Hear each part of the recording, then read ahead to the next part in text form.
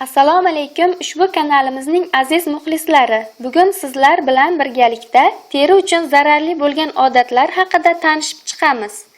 Teri uchun zararli bo'lgan odatlardan biri saqich chaynashdir.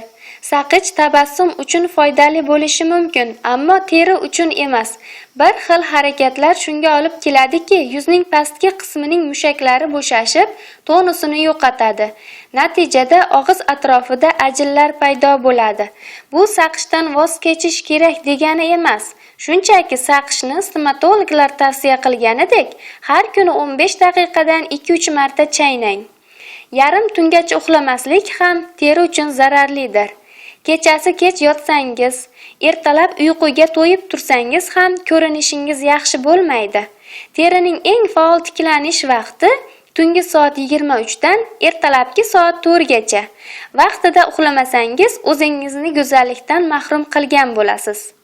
Pardozni artmay uxlash ham teri uchun zararli odatlardan hisoblanadi. Toksinlar teridagi teshiklar orqali chiqariladi.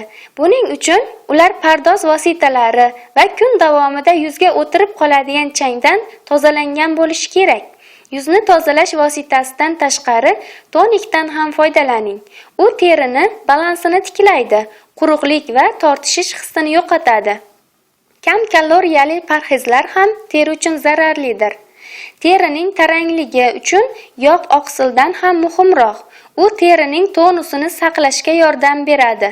Keskin ozganda teri tarangligini yo'qotadi va bo'shashib qoladi. Terini ishqalamang. Bu ham teri uchun zararli odatlardan biridir. Yosh o'tishi bilan terining elastikligi yo'qoladi. Siz krem surtganda uni ishqalaganingiz sari u cho'zilib, osilib qoladi. Kremni barmoqlaringiz uchi bilan asta surishga harakat qiling. Bo'yin va ko'krak sohasini parvarishlamaslik ham teri uchun zararli odatlarga kiradi. Bo'yinga har kuni krem surish kerak. Ko'krak sohasining terisi juda yuqa, quruqshash va erta ajin tushishiga moyil bo'ladi. Ko'krak sohasi uchun maxsus oziqlantiruvchi kremdan foydalangan ma'qul. Yuz kremi ham bo'ladi.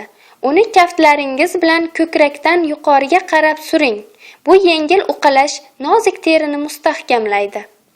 Issiq suv ham teri uchun zararlidir. Issiq vanna qabul qilish bo'shashtiradi va uyquni yaxshilaydi, ammo teriga yomon ta'sir ko'rsatadi. Shuning uchun suv haddan tashqari issiq bo'lmasligi kerak. Tana uchun eng yaxshi harorat +38 darajadan yuqori bo'lmagani ma'qul. Aks holda terining gidrolepid plyonkasi shikastlanadi va yog'lar yetishmasligi tufayli teri quruqlashishga moyil bo'lib qoladi. Ichimliklarni naycha orqali ichish ham teri uchun zararlidir. Bir qarashda bu arzimagan narsa hisoblanadi, ammo naychani lablaringiz bilan ushlaganingizda og'iz atrofida ajinlar paydo bo'lib, vaqt o'tishi bilan ular chuqurlashadi. Salomat bo'ling.